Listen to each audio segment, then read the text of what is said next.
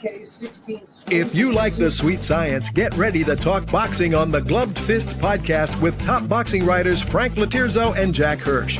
Frank, a former amateur boxer out of Philadelphia, writes for NY Fights and can be seen on the Boxing Channel. Jack, an amateur boxer who competed in the New York Golden Gloves, was a 6-term president of the Boxing Writers Association.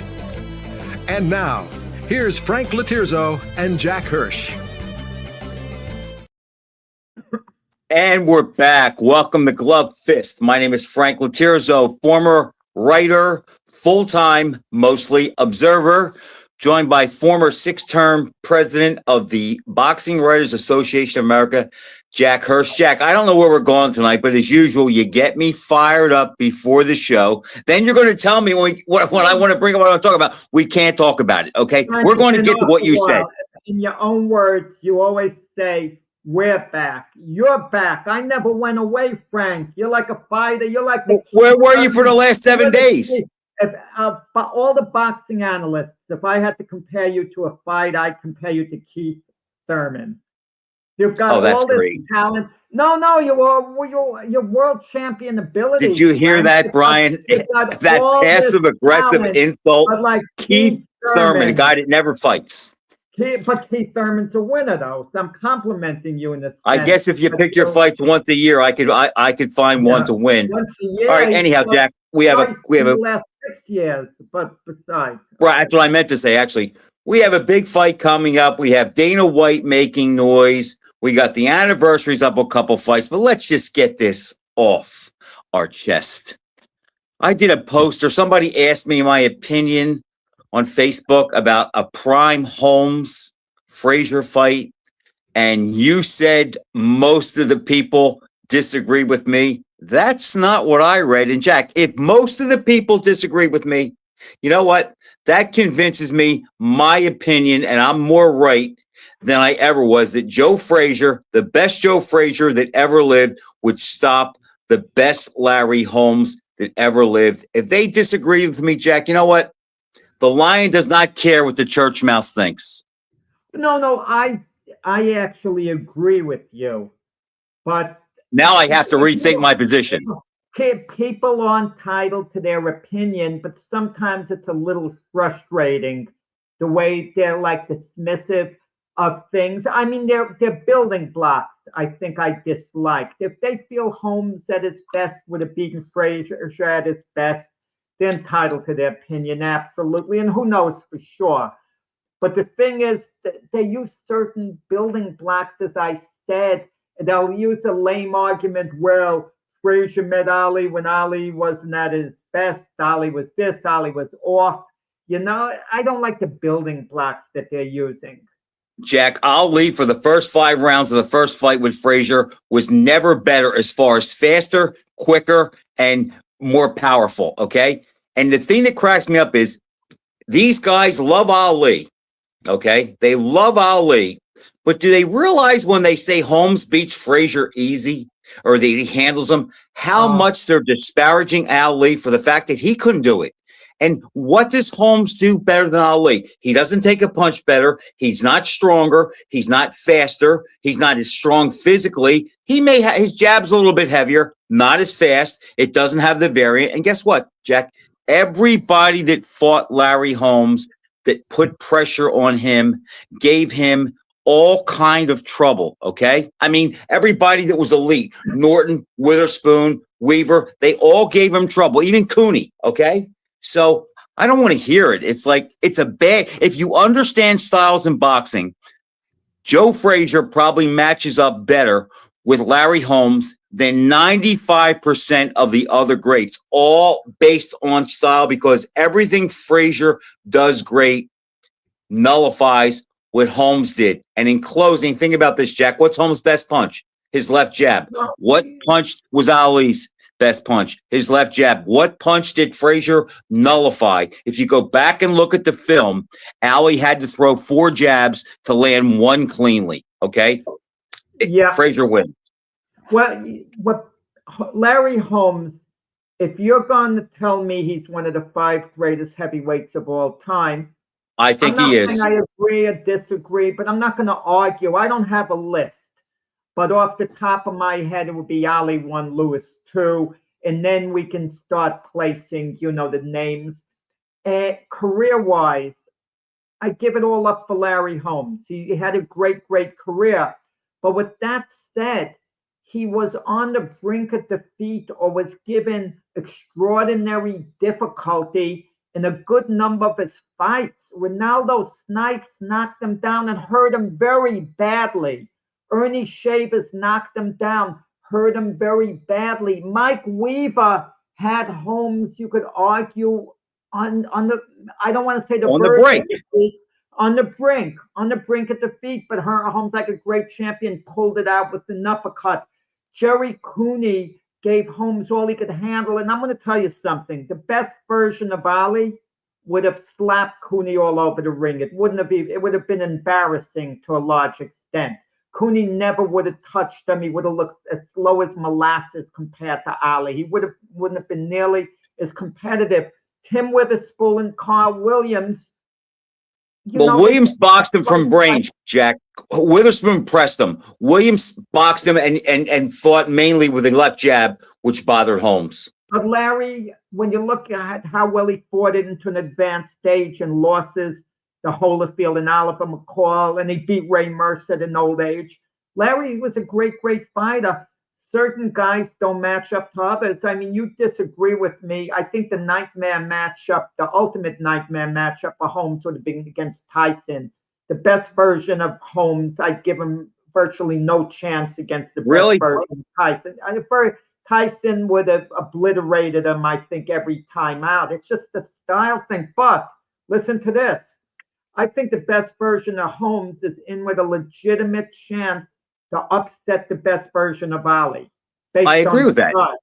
Jack, I totally agree with that because think about if Ali and Holmes fought, okay?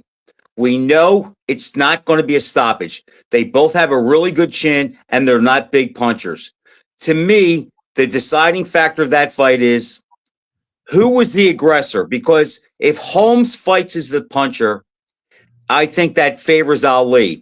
If Ali fights as the puncher, which I don't think he would have tried to do, I think it favors Holmes. But let me get back to Frazier. Jack, what Frazier did, and this is what people can't grasp. He put pressure in and on. He applied pressure fast. He was a moving target. He made you punch down. Fighters hate to punch down, and he made you rush everything you did. Well, that is the foil, the medicine to defeat Larry Holmes, because like Ali, he wants space, range, distance, and he wants to pick when to engage. With Joe Frazier, Jack, you can't do that. You're always addressing what he did, and I just don't think he could hold Holmes off. Let me throw this one at you, Frank. You're thinking of 15 rounds. That was the championship distance when both Frazier and Holmes fought. What if I tell you they're at their peaks, but I'm making it a 10-rounder? Now that increases Holmes' chances maybe substantially. It's 15 minutes less. He has to survive. You're right. But but when we speak of guys like that, Jack, we're thinking about a title fight where they're at the top of their game. Okay. All I'm saying is this.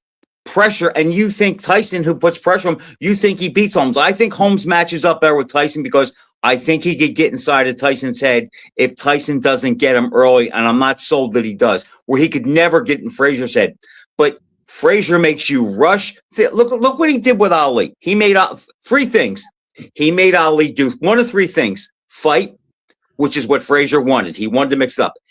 Move, which took Ali's stamina, or hold and take a body beating, okay? So it's like the pressure and the constant body punching. I just don't think Holmes could hold him off. I know it's easy to say, well, he's a great boxer, he has a great jab, but I think Holmes, his left jab would have been easier for Frazier to get under because it's more straight and direct, where Ali could actually change his jab even after he released it. So I think Ali's jab matches up better.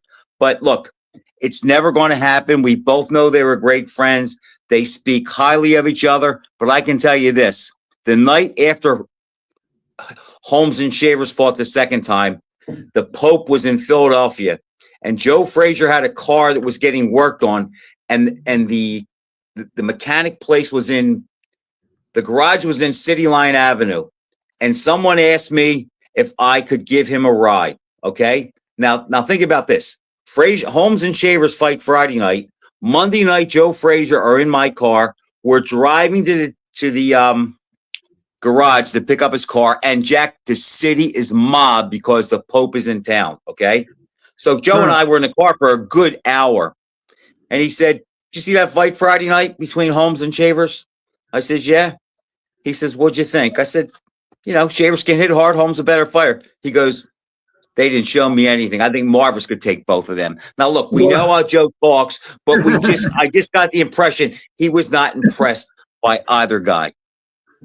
And guys, we're going to talk about Frazier a little later because this is the anniversary of one of his big fights during his prime. Go ahead, Jack. From great fighters, we're taking some step down, talking about this weekend's marquee match, I guess, Ryan Garcia and Mario Barrios. To me, I don't care what title they throw in front of it. It's not a world championship fight. It's for a belt, whatever, what the WBC, whatever belt, who cares? WBC welterweight, right. Yeah, I know, welterweight, whatever. Who gives a darn? I mean, but Ryan Garcia's in the news. He is a name. Okay, he's a personality, Jack. Yes, he draws attention to himself. He's a personality. Jake Paul, even though he gets knocked out by Anthony Joshua, he's a personality. So for he's in the news, and it's a good matchup, by the way, because we don't know what version of Ryan Garcia we're going to get. He was dreadful against Raul Romero in his last fight, because he wasn't on anything, probably. That probably contributed to it. In the fight before against Devin Haney, he obviously got suspended for substance abuse. So we don't know what version we see of Ryan Garcia. But the Ryan Garcia, let's not forget, pretty talented. The one who knocked out Luke Campbell, and had some other wins. He is talented. He could punch hard. Mario Barrios is very ordinary. We hear how good Manny Pacquiao looked at age 46 fighting a draw with Barrios. That doesn't reflect well on Barrios. Jack, think about this. That fight, actually, that should have been Barrios' fight, but I thought Pacquiao earned a draw in the last 2 rounds because he sucked it up, and I had him winning the last 2 rounds, which made it a draw on my card. But it's like Pacquiao's how old? 44? 45? Who are we talking? Manny, 46. Pacquiao. 46. 46, and Barrios is 30, okay? So both of these guys are coming in kind of on a downward spiral. One drew, one lost, but I think in this situation, Jack, I think that Garcia is filling out, and I just think that this is going to be his fight where, like, not to the degree where I thought that Shakur would bring his A game, but this is a name fight, and Garcia, Jack, to keep the con going that he's a big star and he's a really good fighter, he has to win this fight, and he has to look impressive. And I think Barrios is the right guy who does nothing great.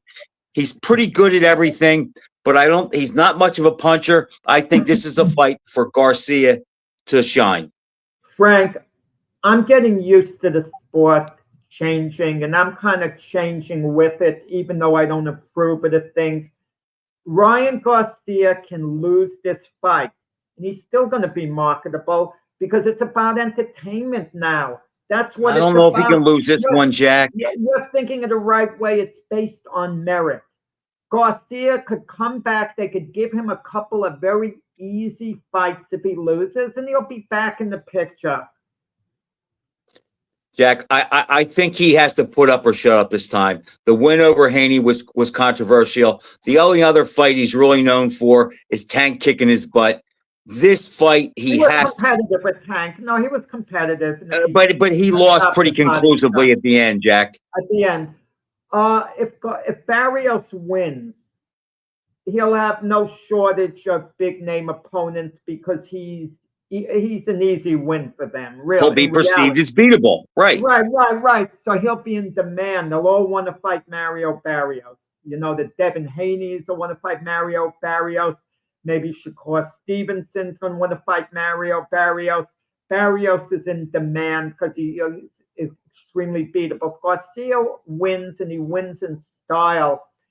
I mean, do they match him with Devin Haney? Would the money be so great? Would Turkey, you know, His Excellency, pay big money for that fight? He very well Jack, might. I agree with Joe. I think it's a career-defining fight. I think he has to put on a good show. I think he's good enough to get over on Barrios. I think he has enough power. I think he's going to be comfortable with the weight. And again, I don't think he's going to be in with a guy who's a threat to knock him out. And as far as what happens after this, here's the problem.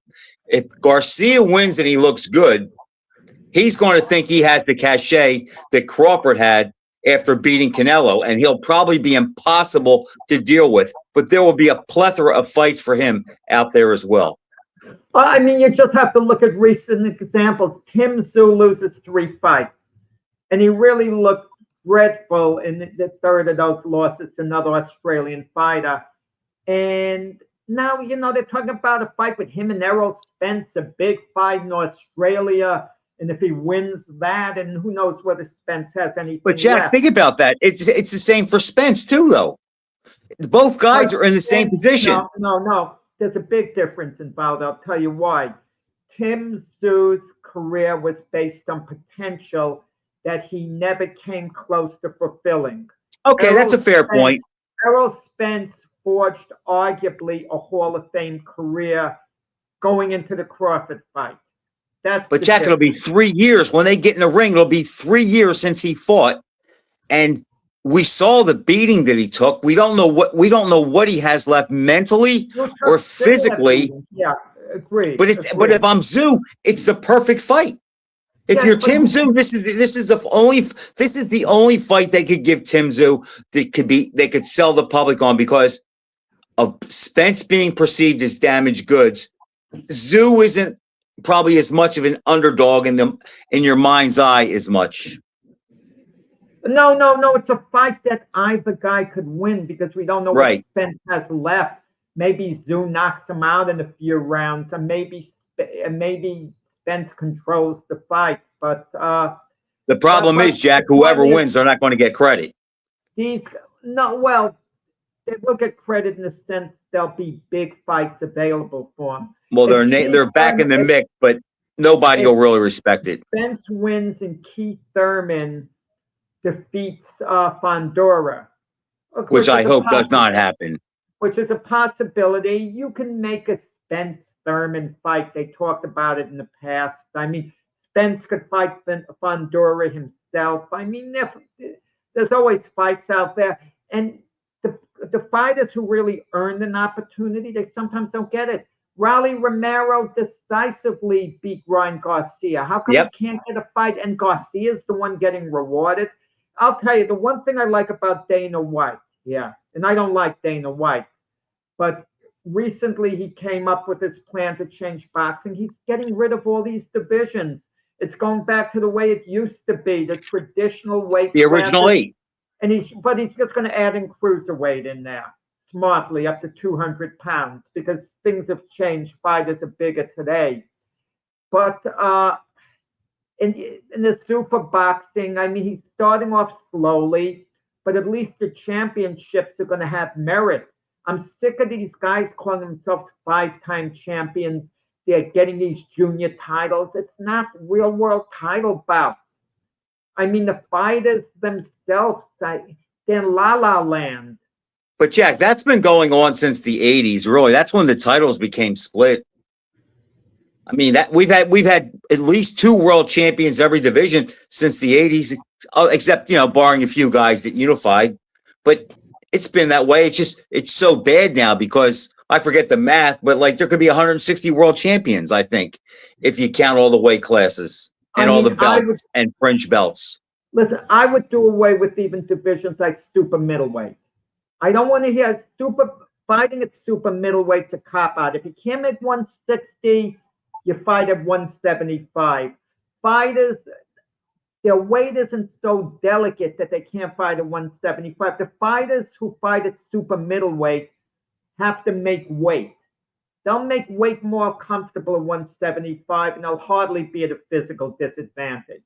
See, I think they should actually, I don't have a problem with that, but I think another alternative could be is make middleweight a little bit bigger and just get rid of super middleweight. Make it 164, 165, like it is in the amateurs. Yeah, I would have an open mind to that. But you don't want the heavyweights to be at a tremendous disadvantage. But I like the 200-pound cutoff, because if a fighter can't make 200 pounds, chances are he could fight very comfortably at 215, 220, and that would be fine in a lot of cases. It just really makes it hard for history, though, because if you think about it, the history that we grow up on for most of our lives until, I'll say, maybe the mid-90s, early 2000s, I mean, heavyweights, good heavyweights were in that range of 205, 210, 220, and now that's not the case so much. But that's what I like about Usyk, the fact that he's 225, and he's fighting guys that are 250 and 260, and he's beating them. Why? Because he can fight and because he can box. And I've said all along, if you can fight, you can beat 225, and that's plenty big enough to beat a guy 270. And we've seen him do it. Yeah, it depends who, but Tyson Fury, he's fighting, how do you say his name, Kayabo? Yeah. You're so much better at it than I am, Jack. Yeah, in his next fight. And Tyson Fury's a personality, but that's what it seems the sport is. They keep throwing these guys at us who they're good fighters, but they're actors. Like Tyson Fury, he puts on a show. His act is so thin and so tired. His sell-by date is gone. The guy's been washed up since the third Wilder fight, and he picked a guy who is big, slow, and can't punch. Now, if I had to go to a factory and say I need Tyson Fury to get a win, what's going to be in the chemistry? I want a guy that's big, who's a big target, who can't move so he can find him, and who can't punch so he can't hurt him. This is the perfect fight for Tyson Fury to get a W and to get some and start selling wolf tickets again, because he'll probably look decent in it. Decent. Yeah, against the limited opponent. Against Anthony Joshua. Joshua's past his peak, Fury's past his peak. It's a major fight in the UK. Certain of these fights should have taken place years and years ago. Like Fury Joshua, there were certain openings for it to take place. And yeah, 6 years ago it would have been huge. Right. And now the two of them are fighting, I'm not saying they're still not good to an extent. You're making it out like Fury has nothing left. I disagree. I think Fury is a solid fighter. He's still a good fighter, but no more than a maybe pretty good fighter. He used to be a great fighter at his best. He had all these skills. Jack, it's not that I'm making him out to be his nothing. I just think he's at the point now that he could lose to anyone decent on a given night, which was not the case years back. But he's older now. He has abused his body, and it's just gone. It's just gone. He would have no chance to beat Usyk. We saw that. He had 2 shots. He couldn't do it. I would not pick him to beat Atama. I would not pick him to beat Cabell. Who else is out there? I'm not even sure. I would pick Wardley to beat him, too. So there's 4 guys right off the top of the head. I don't know. How good is Wardley? We don't really know. He stopped Joseph Park at the end of their fight. He beat a quality guy in Joseph Park. Is Wardley better than Ngannou, Jack? Better than who? Ngannou. Oh, Ngannou, I mean, it didn't. You can't rate Ngannou. He said, okay, but he went 10 rounds with Fury and was with 1 point of beating him. Yeah, when you think of Fury, he nearly gets beat by Ngannou. And that's the ultimate disgrace, the ultimate humiliation. But think of his other fights where he came close to defeat. He fights Otto Wallen. He got cut bad. They could have stopped that fight. And Wallen was very competitive, and he was punching Fury all over the ring in the last round. If you anyone who I doesn't remember. believe me, just go back to the tape. I Against remember watching the Wilder, fight down the he shore. he came very close to getting knocked out in the first fight, as close as could be, and he was hurt and dropped in the third fight a couple of times. So, Jack, when's the last time And Fury looked good? Cunningham knocked him flat on his back. When's the last time Fury looked good? Actually, you can make a case. He looked really good in the early rounds of the first Usyk fight. He was punching to the body. He was in a rhythm. It looked like it was going to be his night early on. It did after a few rounds. And then it started So to for 4 or turn 5 suddenly. rounds, he can still go. Oh, right. And for those few rounds, it didn't look like there was any way Usyk could come back because Fury was in Okay. a rhythm. Okay, so he was looked. just sending him around. Yeah, I to the agree with you, body. Jack. He looked, and he was going to the body. He looked good for the first 4 or 5 rounds. I'll give him that. So, okay. Are we going to say the Dylan White fight was a big fight? No, Dylan White had nothing left. Okay, so now we have to go back to the second 2 Wilder fights. So, really, the last time he looked really good Against for a Eric complete Chisora, fight maybe. was the second Wilder fight. That's the He even though looked he good in won that. the third Wilder fight in a nice fashion, he took a hellacious beating and it did not look good. He just outlasted Wilder because he was bigger, he had Bigger, more mass, lion. and he hung. You know, he hung better and hung on better, taking the beating more so than the smaller Wilder did. So let's look at it this way, Jack. And you said Fury was great, and I'm not going to fight you on that. Fury was But great. Tyson He Fury's was a great career. fighter. Yeah. Tyson's Fury's career, Jack, is beating Vladimir Klitschko, who was at the end of his career, who had been undefeated for 10 years, okay? And it's not like he beat him up. It was a terrible fight, but his herky-jerky style totally messed Klitschko up. So he gets a win there, and I'll give him credit. When you beat a guy that's been on top for 10 years. 8-4, 9-3 in rounds. Okay, fine. Okay. Other than that, though, Jack, his claim to fame really is beating Wilder. Yeah, the 3 fights. The second 2 times. Yeah, well, you can only beat and fight who's put out in front of you. I mean, it's kind of like a tricky thing. So we could say Anthony Joshua's had a better career than Fury. If you want to look at the guys he's fought to make kind of like a cross comparison, can we do that? Well, what's Anthony Joshua's best win? It's Klitschko. So they both beat the same guy for their best win. He stopped Povetkin, but I think Joshua, maybe I'm wrong, was damaged more in losing to Andy Ruiz, a guy who never would have beaten Fury. Yeah, he lost to Daniel Dubois late on. So I think that kind of factors into it a bit. Joshua has defeated more quality guys, not so much great, but more quality guys than Fury. But he suffered more. He suffered more dominating losses against Ruiz and against Dubois. Sunday night, also the Garcia fight with Barrios is Saturday night. Sunday night, there's a show promoted by Dimitri Salita, in Detroit. Salita promotes a lot there with his group. And Clarissa Shields is fighting Famichan Cruz. Okay, women's fight, good matchup. Even though I don't care for Clarissa Shields' personality, tremendous respect for the type of boxer she is. She's very fundamentally sound, tremendous talent. And she might very well be what she says she is, the greatest of all time amongst, the women boxers. I mean, there's no one really who's more talented than any woman I've ever seen box. If she had a little bit more punch, she'd really be a star. If she had a little more personality, she'd be a star. Well, she tried to have the personality. Well, she's been arrogant and abrasive a lot of the time. Well, and that just doesn't Mayweather did that and it worked, Jack. It worked. Mayweather kind of had his gimmick going on. Yeah, and he developed a following. You never know who could develop a following and how they develop. But he embraced being the bad guy, Jack. The same night on the undercard, Clarissa Shields is Bryce Taylor, the heavyweight who we had on this show a couple of months ago, or whenever. And Price, he's unbeaten in what, 11? He's not a 10, 11 heavyweight, Jack. fights. He's a junior welterweight. No, no. Price Taylor.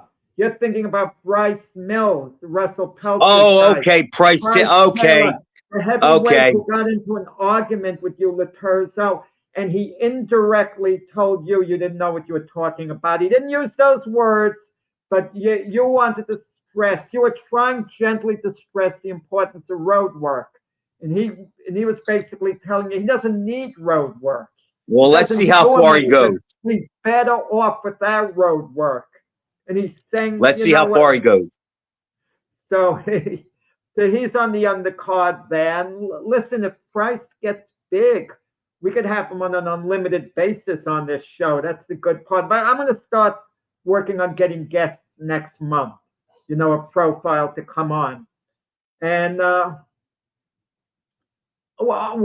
forgot a certain point. You know who I was talking to? This point. The other day, Thomas Hauser. We were talking, and Tom is really themed about one thing in particular, the Hall of Fame ballots. And one of my favorite people, Kelly Swanson, is on the ballot. She didn't get inducted, but Tom's argument was, how could, she be on and not Al Heyman? How is Al Heyman? I mean, the people getting in the Hall of Fame, you're one of the categories. We saw it in football, and I didn't ask you your reaction about Bill Belichick not getting into the Hall of Fame in Canton. But how do you draw comparisons? Is it the same in boxing like football? Because Al Heyman, at one time, a number of years, no one had a bigger impact on the sport than Al Heyman. So it's a personality contest. No, category-wise. I know what you're saying. Other publicists, but if you don't like them, and that's the case, that was the case with Belichick too. No. But Al Heyman wasn't on the ballot. No one had a chance to vote him in. Kelly Swanson at least had a chance.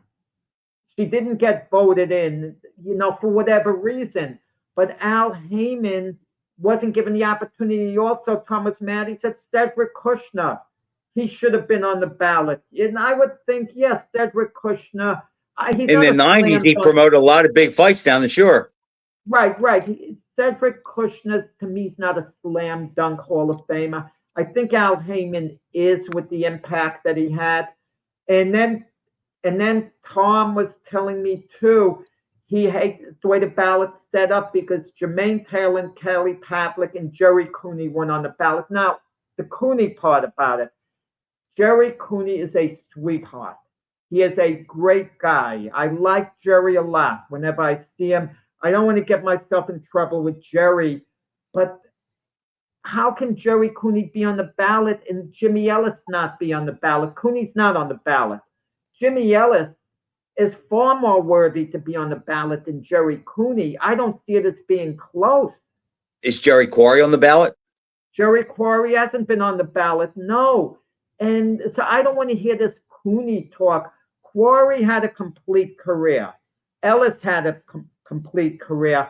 Cooney had an incomplete career. Let's be honest about it. He didn't have a full career the way the other guys had. Jerry's looked at his potential a lot.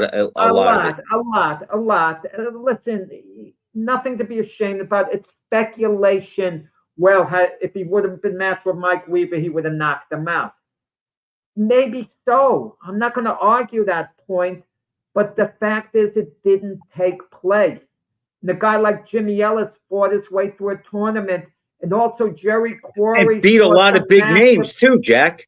Well, and Jerry Quarry also, he beat guys he beat Ron Lyle when Lyle was good.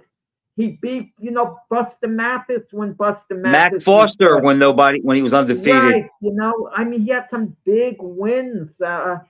So I love Jerry Cooney. He's a great guy. He was, and I kind of feel he would have stopped Mike Weaver had he been matched with him. I was picking him to stop Weaver. I would have too, but the bottom line is it didn't take place.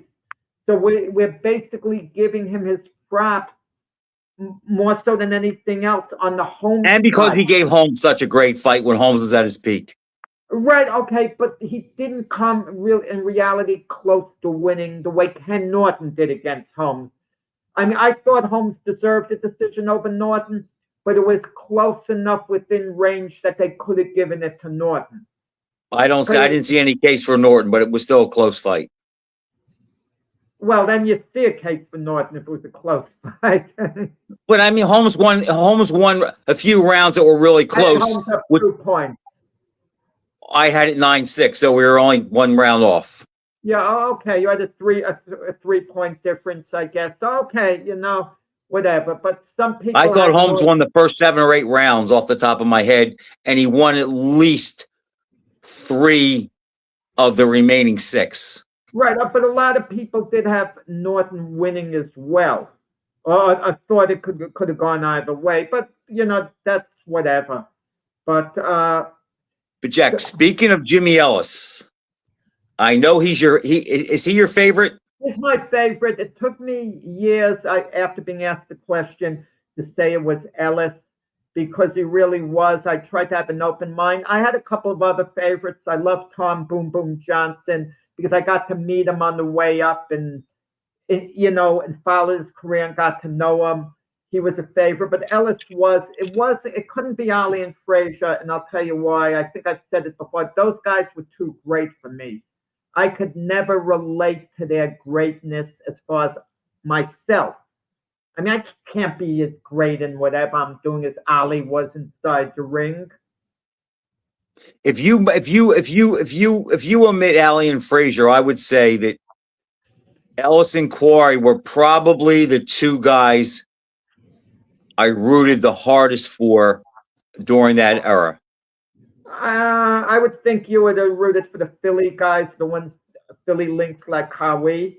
But you knew these I'm talking about during the golden age of that heavyweight era when Ellis was fighting.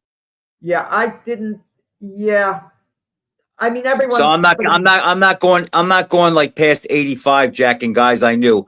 I'm keeping this to when I was a kid coming up and when I was really got into with the sport. Ali and Frazier were the big names, but Ellis and Quarry were like the next tier down, and I always rooted for them, and I liked them both about the same. I never met either one of them. I always wanted to. And as I said in my post, today is the anniversary of the first Ellis-Frazier fight.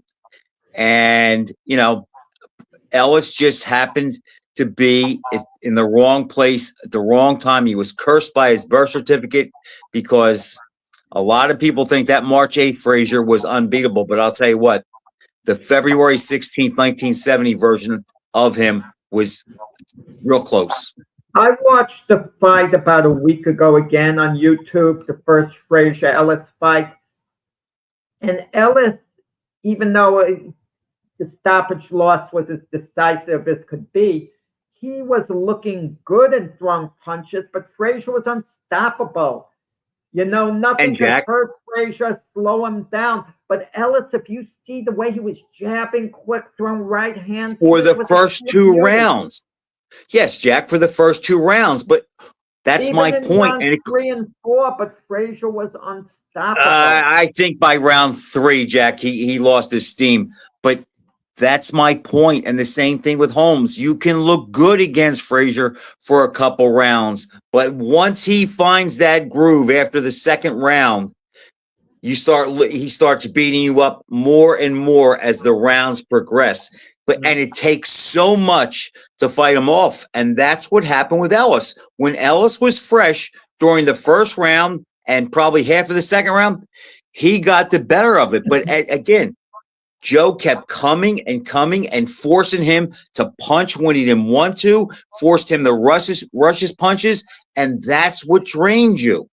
There's no rest, and that's what happened. By the time the 4th round came, Jimmy was underwater.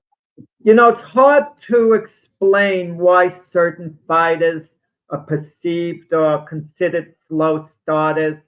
Eddie Futch, before the fight of the century, the first Ali Frazier fight, he was concerned that Ali's one big opportunity could be at the start of the fight. And that was how he's playing too. Right, and that's how Ali seemed to fight. But then again, was Frazier really a slow starter in this sense? He was an Olympic gold medalist. You can't be a slow starter if you can win a gold medal in the Olympics. Think of it.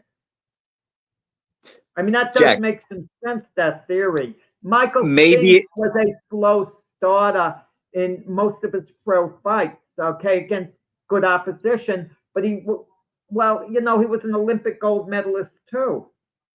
I think with Frazier was he had to get his rhythm down.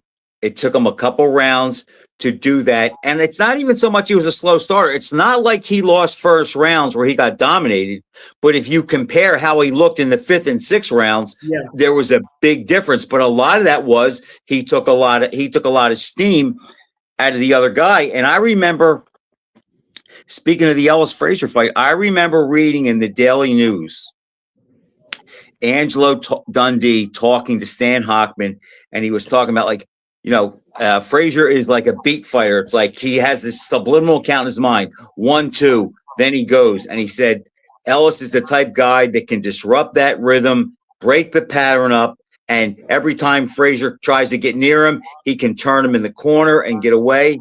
And Jack, I remember I was 11 years old, and I remember thinking, I don't think that's going to be so easy to apply. And if you remember, during the Frazier-Quarry fight, Dundee is commentating with Don Dunphy, and he said, or Cosell, and he said, let's have it, Angie. Is your guy going to fight Frazier? And he goes, yeah. He goes, Jimmy will be happy to beat Frazier. He goes, I can guarantee you one thing. He won't be on the ropes in the corner like Quarry is. And what happened? When they fought, it was the same thing.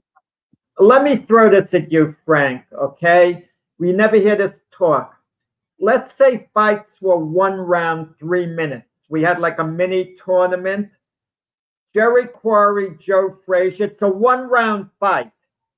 Is that meaning Joe has to pick the pace up? But you know how good Quarry could be for 1 round. Who do you pick to win a 1 round fight, 3 minutes? I don't think it'll last a round. The round, no one's going to stop. Well, Jack, we kind of saw that in their fight in '69. But Quarry would have fought different in a 1 round fight. He may have boxed a bit too, combination punching. I don't know, Jack. I think he would have gone right at him like he did and tried to get him out. Okay, so if it was a 1 round fight, would Frazier have tried to pick up the pace in the round he lost to Quarry, the first round of their fight, knowing the fight would end at the end of 3 minutes? I think he might have tried, Jack, but I don't know how much better he would have done because the way Quarry was going at him, Joe had a pretty good first round too. It's just Quarry had a really good first round. Okay, Ellis won the first round against Frazier in their first fight. He actually won the first 3 rounds of the rematch. People forget. I remember that. He was in the best shape. But let's talk about the first fight. If it was a 1 round fight, does Joe nail Ellis, get him out of there? Does Ellis win the round like he did in the actual fight? I think it's plausible. Plausible, yes. Yes, because it's going to take Joe a couple minutes to track him down to nail him, and he could probably survive the round. Yes, I would think so. Ali beats Joe in a 1 round fight. And he won the first round of all 3 of their fights, yes. Yeah. So although in the first fight it was close, but Ali had the edge. And Joe maybe doesn't get knocked down with Foreman, perhaps if it's a 1 round fight, in peak form, but Foreman controls the round and gets. That's just so hard to give poor Joe a shot under any circumstance against Foreman. But keep this in mind, Joe didn't get knocked down till the 5th round of the rematch. Okay, with Foreman. So that's because he got tired, Jack, and couldn't move anymore. Yeah, but the first Frazier-Ellis fight, this is an anniversary date, February 16th, took place in 1970, 56 years ago. Who did you think was going to win going in? I picked Frazier. I mean, I thought he'd grind him into defeat about 10 rounds or so. That was my feeling. You saw my post, and I made a post. In sixth grade, Jack, I used to try to trick guys to come over to the house, and I'd get them down the basement, and I wouldn't let my friends leave until they boxed me. And I only had a couple friends that would come down, and I bet two of these guys because they were big boxing fans too. And I remember they said that they thought Ellis's sparring with Ali would prepare him for Frazier, so they thought that Ellis had a good chance to beat him. And I said, guys, I'm not. First of all, Ali and Frazier fight nothing alike, and I'm not sure that Ali can beat Frazier, let alone Ellis. And we made small bets on the fight. And I remember the next day I came in real proud, and I was kind of rooting for Ellis, but I knew he wasn't going to win. Yeah, someone told me this once that stuck with me. We judge fighters too much based on their last fight, and we kind of get fooled a bit.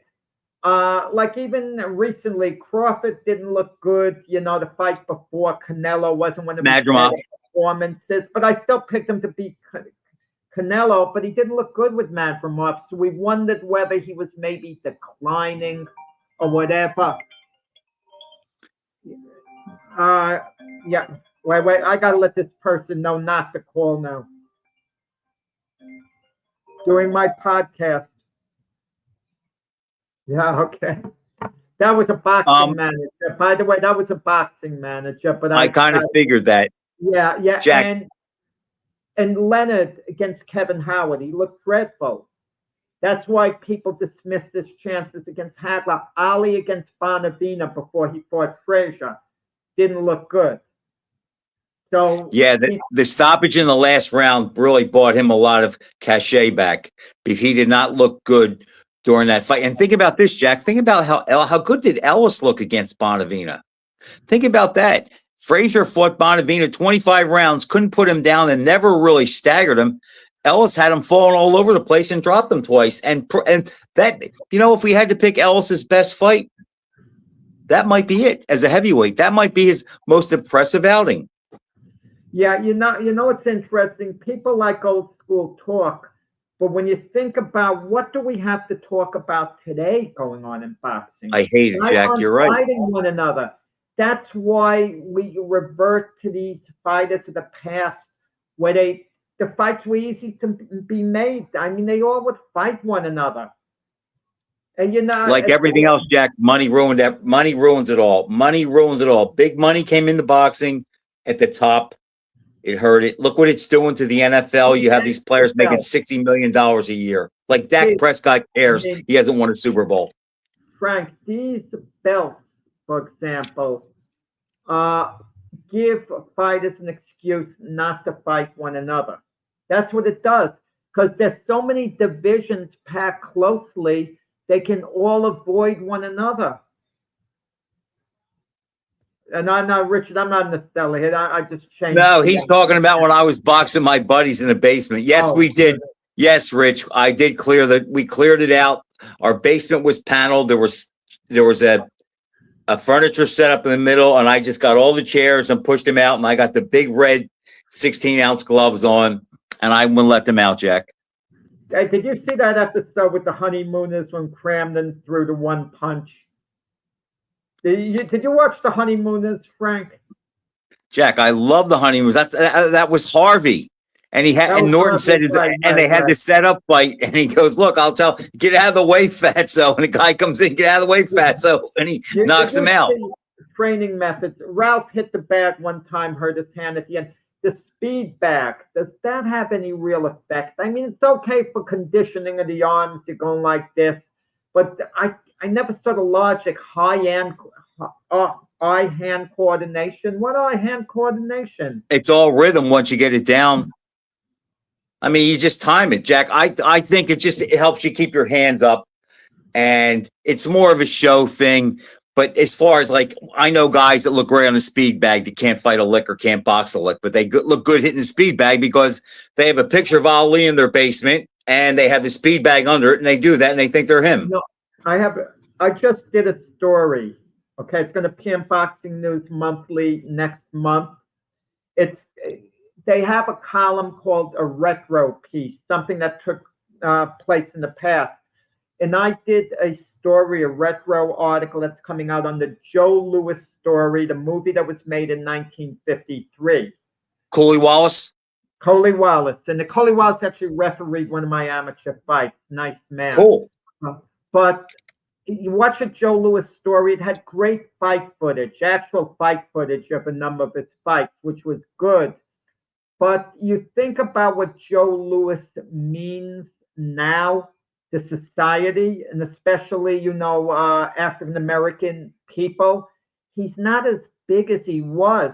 And I was thinking the other day about Muhammad Ali. After we're long gone, his name's going to diminish.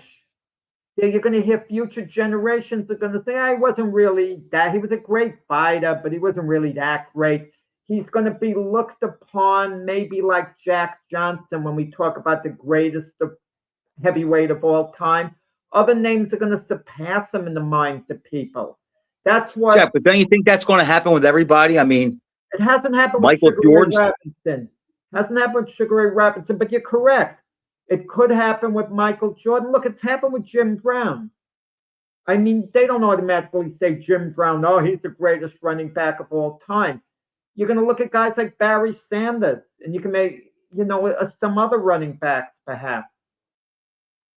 Well, Jim Brown and Robinson have some similarities to me, Jack, for the fact that Jim Brown had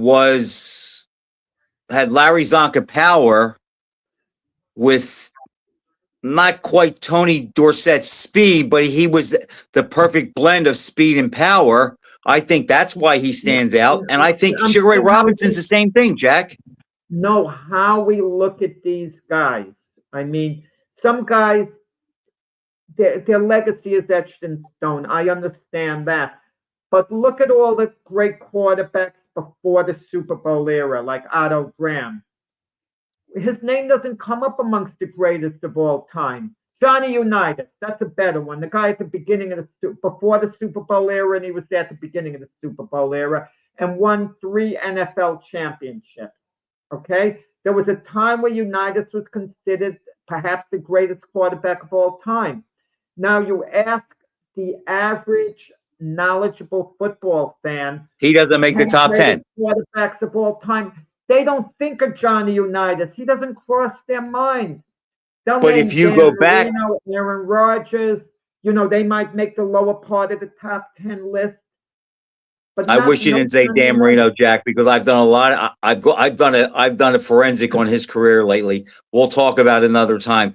But if you go back and you look at Johnny Unitas, Jack, he was throwing 25 touchdowns a season when guys were throwing 13. Yeah. And that's and plus he called his own game. He had all the comebacks. It's like, yes, because we didn't see him. And when guys see the black and white film, they don't think all that much of him. Jack, I'll give you another one. And it goes back to the 70s, just like some of the fighters that people forget. Roger Staubach was a great quarterback nobody talks about. Same thing. It's like the further we get away from these guys, we lose it on them. But Robinson has endured the test of time. Why? Because we do see some film of him. We have his record, who he fought. And Jack, I'm sorry. When you see the clips of Robinson, I mean, I'm sorry. There's no other fighter that looks like him. Not even Roy Jones. Nobody put punches together like him. All the movies that have been made of fighters, it's hard to believe that's not one of Sugar Ray Robinson. That's a great movie there. The guy was so stylish. And you can end the movie like it was in Dave Anderson's book on him. He's in his little apartment, broke his wife's little apartment, all the money's gone, so on. But the guy was so stylish. But Jack, here's why, though. We've seen movies on Joe Louis, Ali, Jack John. Okay, but if you think about Robinson, there's no hook with Robinson, Jack, because all he was a stylish, great fighter. There was no race involved with him, no war. no religion. He didn't have Max Schmeling being boosted up by Hitler to beat up. He didn't have the Yeah, the pink Cadillac, owning a Harlem, yeah, that stylish, too. man But about nothing town. culturally, Jack, that like what gets people talking. Cars don't get people, and I love cars, but they don't get people talking like race, Frank, you forgot. religion, and things like You that. forgot. You forgot. When you and I discussed who was the coolest fighter, not best, coolest in boxing Right. history, we came to It's the down to two conclusion for it was me. Sugar Ray Robinson. And then we talked about Smoking Joe and Jack Johnson as far as being cool, but it was Sugar Ray Robinson. But Jack, if you made a movie about Sugar Ray Robinson, the whole key would have to be about how great of a fighter he was. And I don't know if that would draw. He was in the service. I'm sure they could. And he had some issues in the service. I know that. But it's not like if you make a movie about Jack Johnson, you have the race angle. If you make a movie about Joe Louis, you have the Hitler Germany angle. If you make a movie about Ali, you have Vietnam and religion and things like that angle. With Sugar Ray Robinson, Jack, it was, yeah, he was a cool dude with a lot of cool cars, a big entourage, and he probably did it better than anybody else. But is that enough of a hook?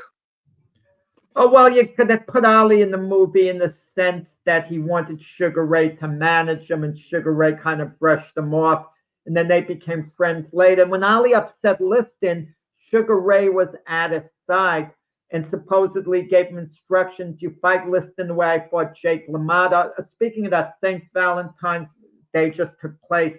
The most famous fight in boxing history was the St. 75 years. Day massacre. Yes, 75 years ago. Darn, can you believe that? Yeah.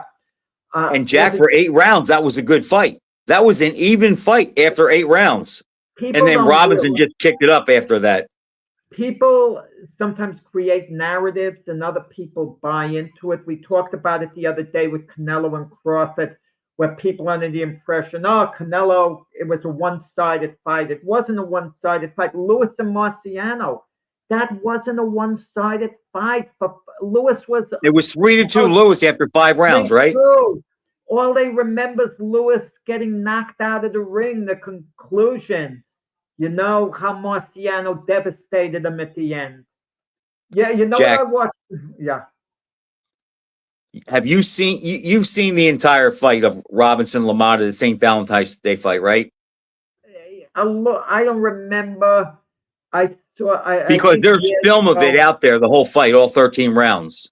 Yeah, but I probably did. I've watched, certain segments of it. Okay, then that kind of shades my question a little bit, but I will say this. There's a lot of debates about the greatest middleweight of all time. And recently, I think as middleweights, Monzon and Hagler have crept up on Robinson. But I'll tell you what, Jack. When I watched that fight with LaMotta on Valentine's Day, I'm sorry, with the exception of maybe Harry Greb, based on his record, I just don't see any way on God's green earth that Marvin Hagler or Carlos Monzon could have defeated that Robinson. I don't see it. And now, look, I know he lost the title a few times and he wasn't consistent after that. But on that night when he won the title at 155 pounds, aside from Greb, and I won't even count him because I never saw him, but of the middleweights I saw fight, I don't know what Monzon or Hagler do with him. Oh, the Monzon and Hagler and Robinson, very competitive fight, no matter how it turns out. Now, I agree with that, but I just think Robinson just a little bit. Well, I could ask you this, just very quick. We only have about a minute, and we could pick up on this next week. How would they have done against LaMotta? Maybe that's a better question, Monzon and Hagler. But it would have been a tough fight for Hagler style-wise because they would have met head-on. Monzon would have maybe controlled it with his jab and then boxed him on the outside. But I think LaMotta gives them both trouble. Yeah. I mean, because LaMotta took such a great punch. He wasn't going to go anywhere. Okay, Frank, it was, a lot of fun. And I'm picking Garcia. I'm going to take a conservative approach and pick Garcia by a decision. What about you? I would agree with that. Garcia wins. Okay. And let's go Bryce Mills. I like that kid. I want to see him bring it home. Price Taylor, the heavyweight. I'm talking about Bryce Mills, the junior welterweight. February 28th in upstate New York. Okay, we'll talk about it maybe next week. Okay. All right, Jack. See ya.